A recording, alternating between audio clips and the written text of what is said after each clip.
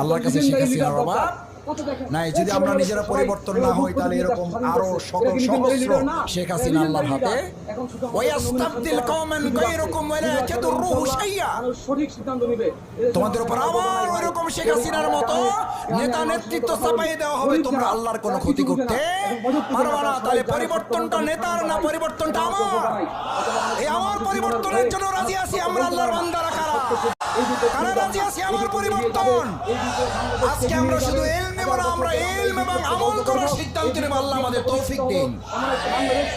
যার জ্ঞান যত সুন্দর হবে, যার জ্ঞান যত গভীর হবে, মজবুত হবে, তিনি আল্লাহর ইবাদত তত সুন্দর করে করতে পারবেন এবং তিনি তত বেশি মজা পাবেন। হাদি ভাইয়ের খুনিদের বিচার আমরা যেমন বলি করা হোক এই বাংলাদেশে, ব্যবসার মধ্যে ঢুকতে হবে, কত তাড়াতাড়ি সম্ভব। খাবার স্বাদ পাইতে হলে খাবার বিচার করতে হয়, করতেই হবে, মনোযোগ দিয়ে খাইতে হবে। ছাড় নাই, কোনো